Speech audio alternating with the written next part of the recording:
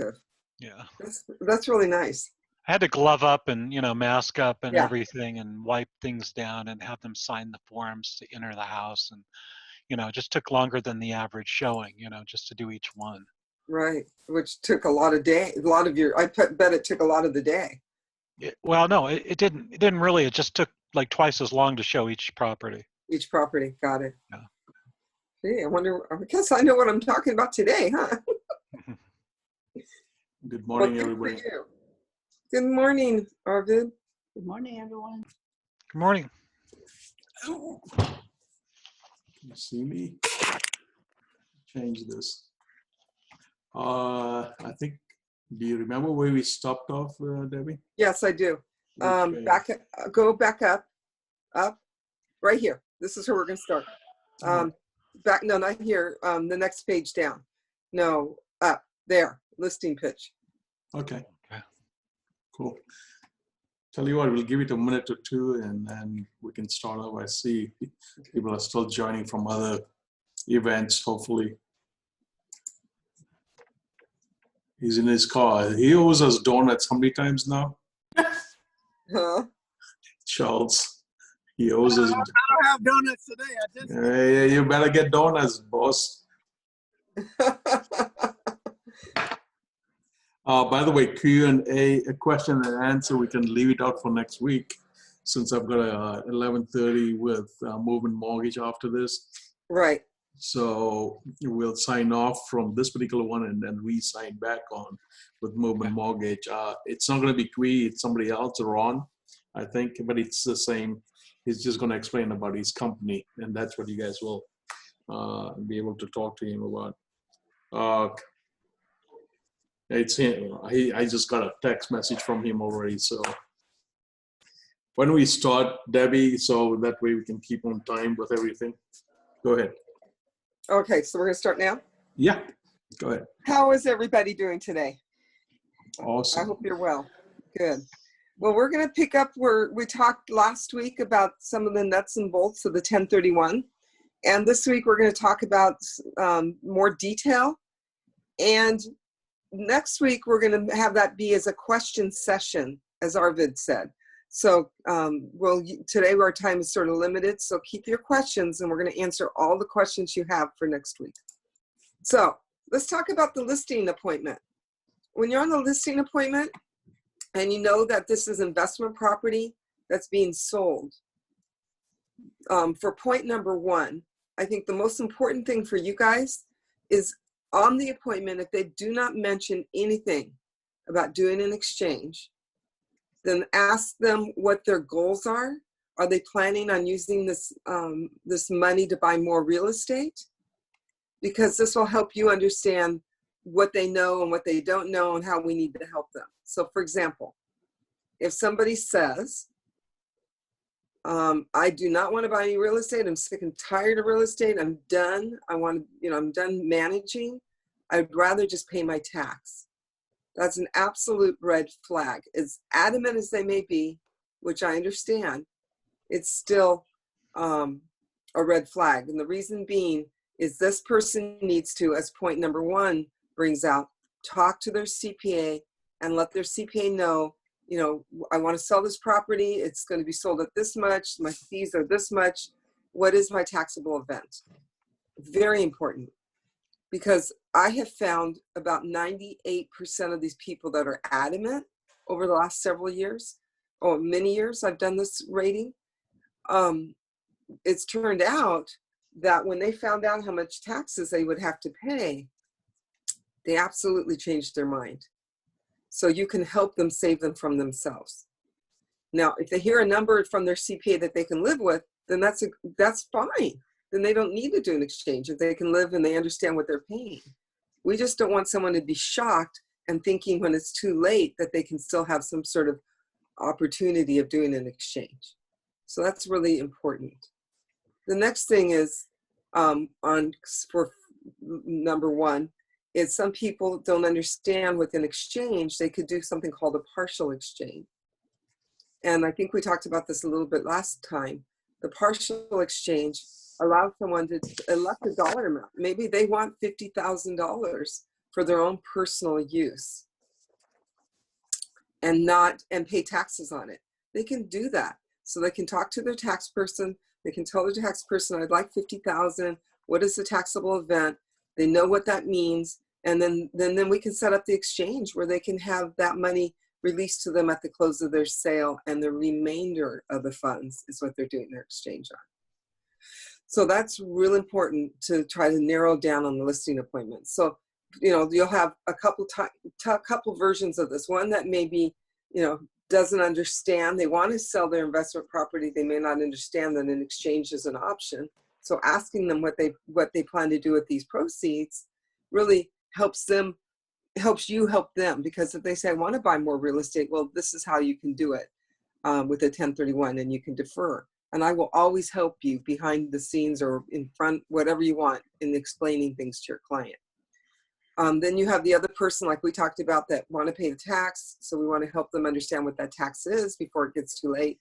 And then we have the other person that absolutely just doesn't know what they want to do. And again, if they don't know, especially in this climate of COVID-19, if they don't know what they do, then it's important to send them to their tax person. Again, get that number, and that'll help give them some direction. So the next thing is, and I've sent this to you, Arvid, but I don't know if you received it because we had a little problem with our emails. I have a spreadsheet that I wanted, and I'll resend it to you, that helps calculate to see how the property's performing. Okay. And I will send it to you today when we're done with the call, because some people want to know, maybe they have a property and they've had it for a long time, and it just isn't performing like it was. Maybe they've got rent control or whatever it may be. So I've got this spreadsheet that we've created that helps, so you can calculate and you can see what their actual performance is on that property, and also plug in all the facts for maybe a replacement property, and that you can see the performance on that property, and we can see if that sale and exchanging into this other property is a good move for them. But it's real important, because some people, their property may stop performing and they're scared to sell. And do an exchange, then it takes that fear away, and they can keep their portfolio working at their optimum performance. So I will get that spreadsheet to you. The next thing on item 3 is, what are their overall goals? Maybe another thing for their discussion on their listing appointment if they don't know what they want to do. Because if their overall goals are trying to, like, maybe they're a baby boomer and they have all these properties all over, maybe they want to consolidate. Maybe they want to sell 3 and come into 1. Well, an exchange can help them do that. Or maybe they're the opposite. Maybe they want to sell 1 or 2 and diversify and buy maybe some units or fourplex or several individual SFRs for investments. So we want to know what their goals are so we can help them and use the 1031 as a tool to accomplish that. The next thing is number 4 that we're going to talk about is their depreciation schedule. So a property, according to IRS, if it's investment property, they need to depreciate. Depreciation is not an election. They have to do it if they're reporting it as investment property. And as it mentions here, if they own a residential property that they're using for investment purposes, then they have 27.5 years of a depreciation schedule that they can depreciate that property. If it's commercial, over 4 units, then they have 39 years. Now, what that means is when they first buy that property, the value of the structure is separated from the value of the land. A lot of times their CPA will help ask for their property tax bill, and they'll see the division, the value of the land, the value of the structure. And they'll take that value of the structure on the property, the actual house or whatever it may be, and divide it into these years, either the 27.5 or 39. And then that shows you every year, that gives a number, and that's the number every year they can write off for depreciation, which is a tax benefit for them. So they may be getting to a point where they've owned this property for 30 years and it's a residential, and they don't have any depreciation schedule left.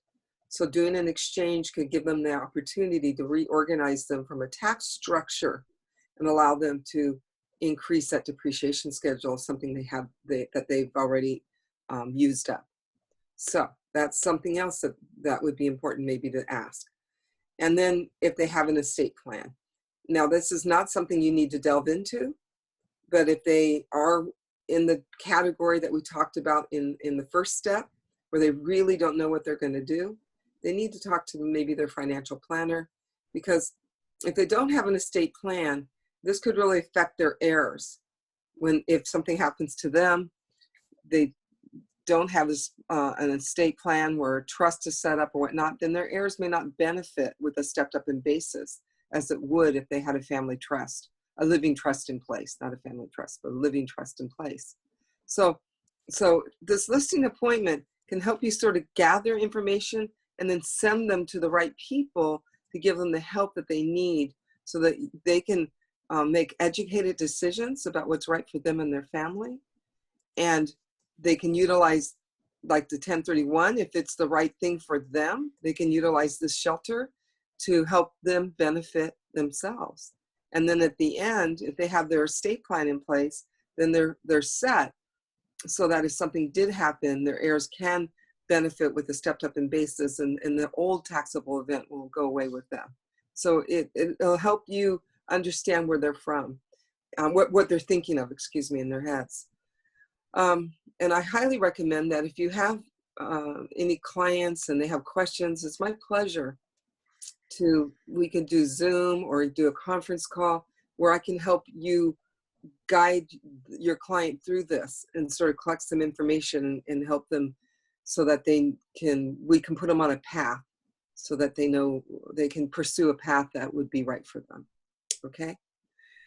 Okay, let's move on to the next question, the next slide.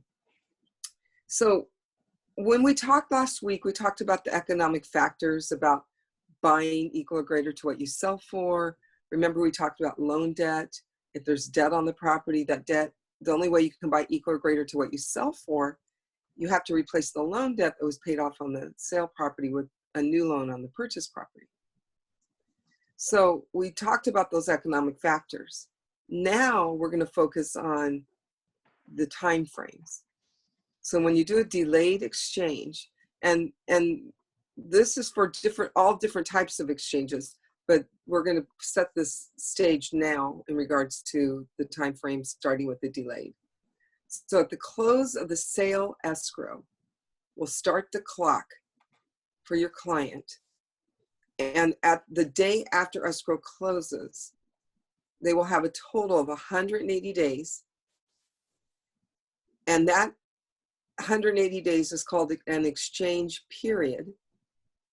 And they need to close escrow on whatever they want to buy. If they're replacement property, they need to close by the 180th day to keep it as a qualified exchange. Now we see go back to the left, we see that 45. That's a different clock that's separated out of this 180.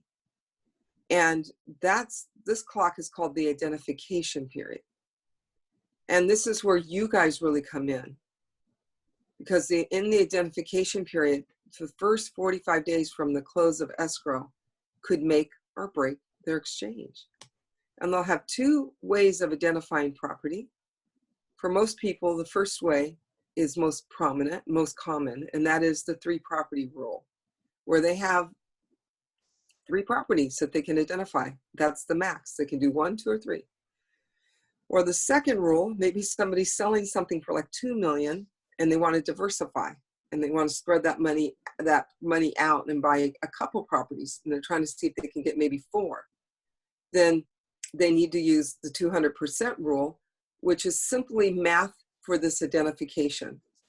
And what that is whatever the sales price, if it's $2 million, they double that.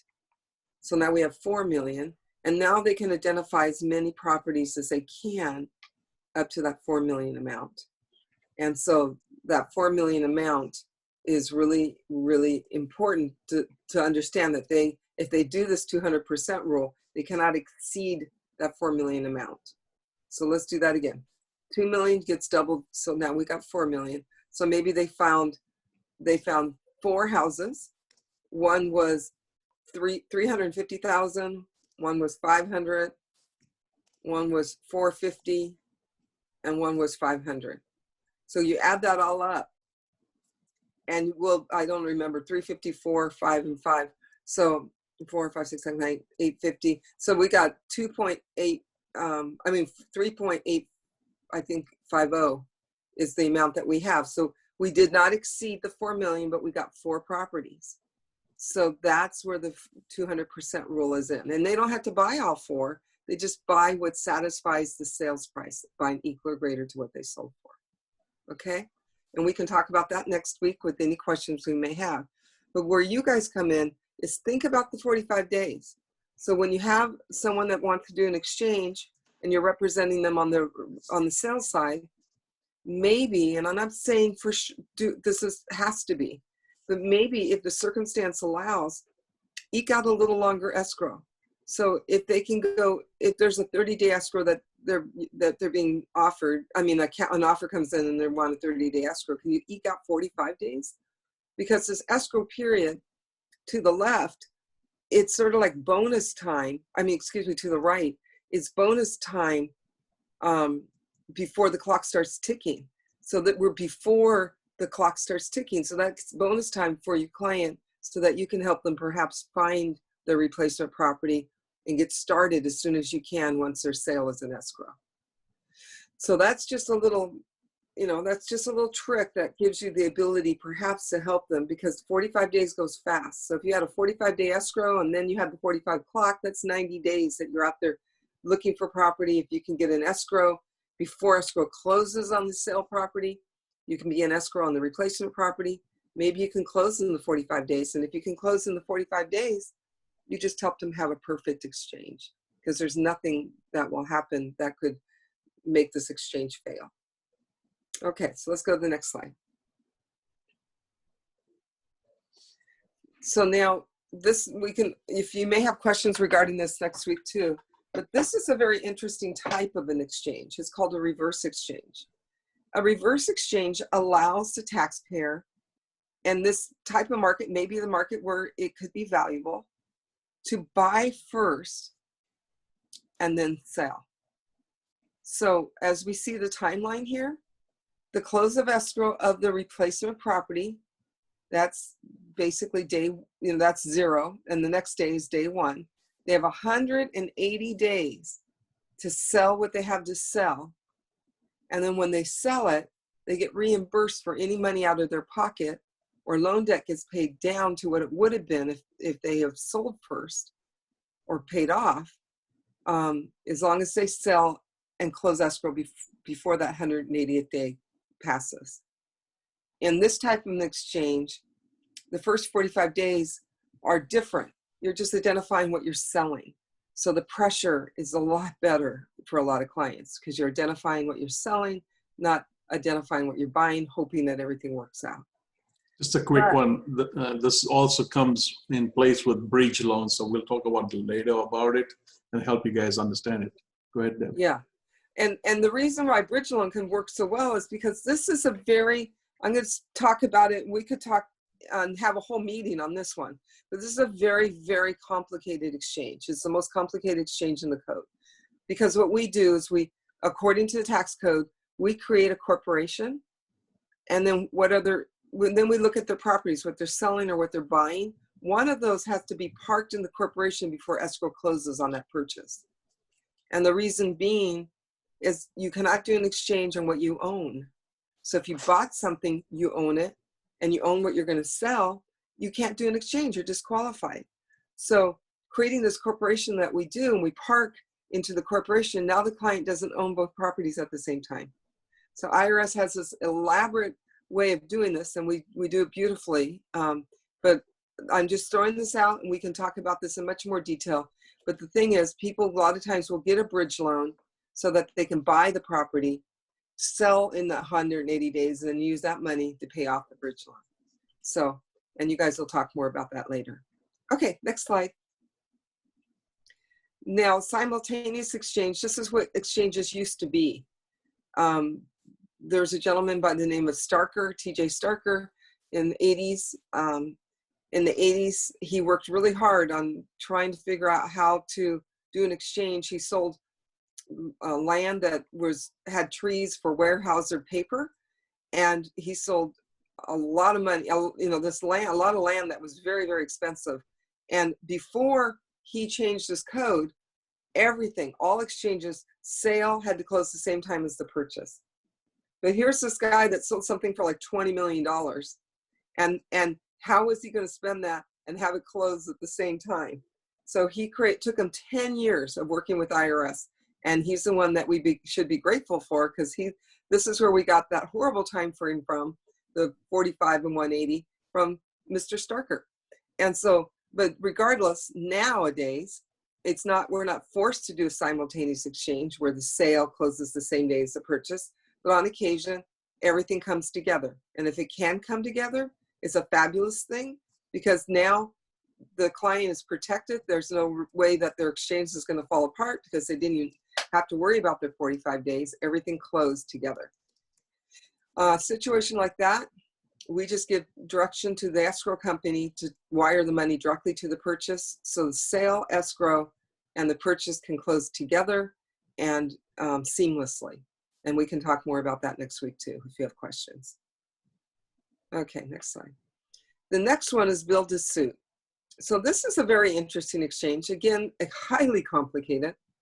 And this is where people may want to buy the land and actually use their exchange funds to build. And they can do that. Or they may buy, I had a client in a few years past bought a mobile home park in Arizona, but he did this build to suit because he wanted to upgrade everything. It's one of these parks that had like their own laundry room, and he wanted to do the hardscape over the landscaping.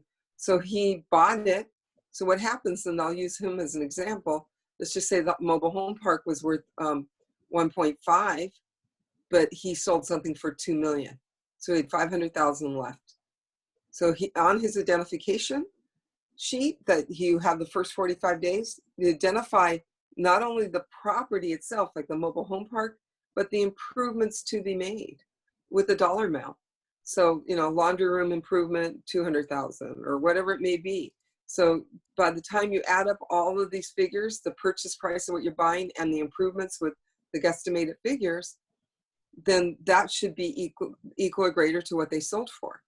So then once they close escrow on what they're buying, now these improvements will be made. But we as the exchange company, since we're holding their funds, we will be sending the check and paying the vendor and paying these bills for the client.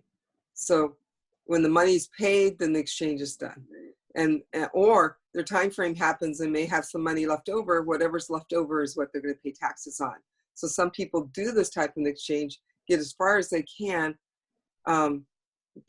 finish the exchange by the 180th day, and maybe they went from 500,000, but now they have 50,000 left. So now instead of paying taxes on 500, they're paying taxes on 50.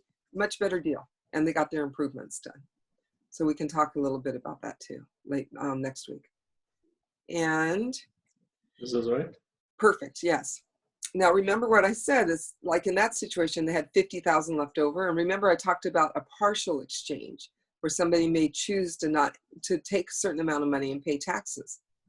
Well, that terminology is called cash boot. So any money that's left over in an exchange, even if they bought equal or greater, say they sold for 500 and they bought for 500, but when they sold for 500, they didn't have a loan. So they have 500 cash. Now they get a loan for 200 and they buy for 500, but they're walking away with 200,000 cash. That 200,000 cash is taxable, even though they bought equal or greater. Or if there's some money left over, at the end of the day, they finish their exchange, there's 30,000 left over. They have a beautiful exchange. They just pay taxes on what's on that money left over. And then the next thing is what we refer to as mortgage boot. Mortgage boot is very important because whatever mortgage is on what they sold, so let's say they sold for 500,000 and they had a 200,000 loan, 500 after fees. And that means they have 300 cash and a 200,000 loan. The only way they can buy equal or greater to 500,000 is they need a new loan for 200 and use their cash as the down payment. A lot of our clients think that when they sell a property, the loan is paid off, they don't have to worry about it anymore. But in an exchange, that's not the case.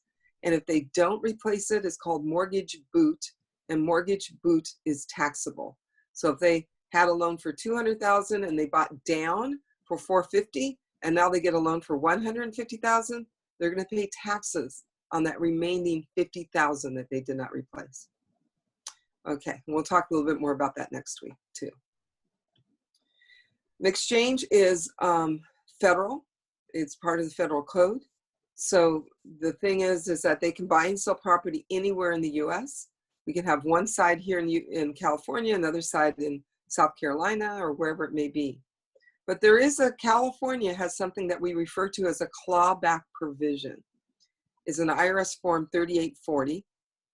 And what happens is if they do leave the state, California wants to track that money.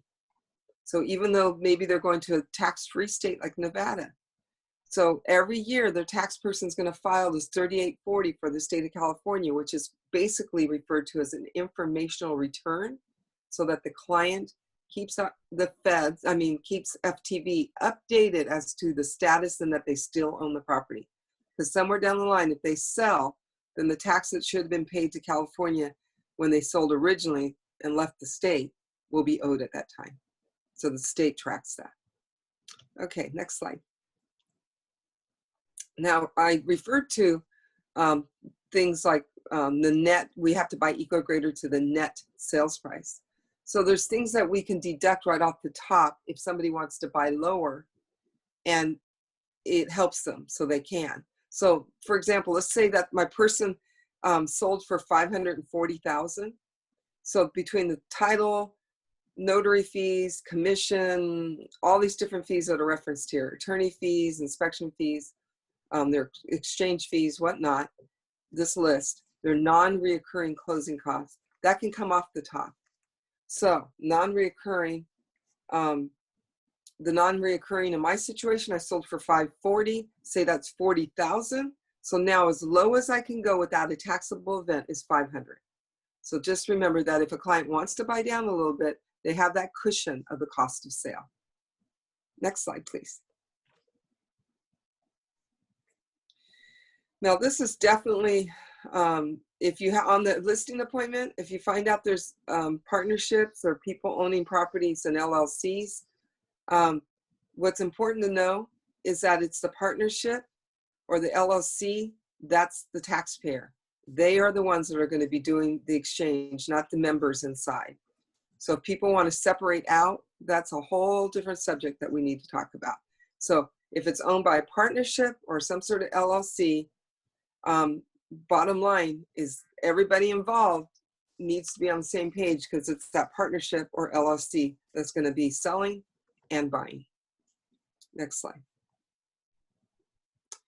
Okay, so when it comes to exchange funds, again, we already talked about this, so I'm not going to go into too much detail. You use all the cash and replace the debt, basically.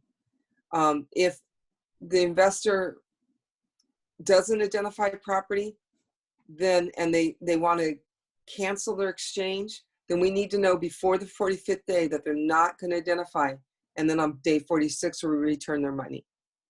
If they cancel and it's day 80 and their purchase fell through escrow and they can't continue on, then we have to wait till the 180th day to pass. On day 181, if it's a business day, then we can release their funds. Very important to know. Okay, so here we are. We're at the end of our thing. I'm going to send to Arvid that worksheet that I want you guys to have, and it's a great way of figuring out, helping the client to figure out how their property is performing and whatever they're buying, if it seems to be an improvement. And for us here at Exchange Resources, we're all about helping the clients. We're a full service qualified intermediary. So we have a fabulous legal department. So all we love to do is educate and help people so that if they utilize this 1031 tool, they know what they're not in the dark, and they have good direction, and they know what they're doing. Okay. I think that's it. That we close to the timing for the next one, but Debbie, I'll reach out next week, Thursday, Okay. 11 o'clock again. So Q&A, I know there's going to be Q&A about this. Yeah. We'll have a great And- open forum and Right. we'll answer the questions. We'll keep it organized too. In fact, I have a couple of questions also from a client already, so I'll post that for you as well. And anybody, you can reach me in between if you have some urgent questions that you want answered. It's my Perfect. pleasure. Okay, Debbie, guys. thank Have a you good very meeting. much. Thank you. Okay. Take care. Bye-bye. Bye. Bye. All right, guys, log out and log back in with another one. All right.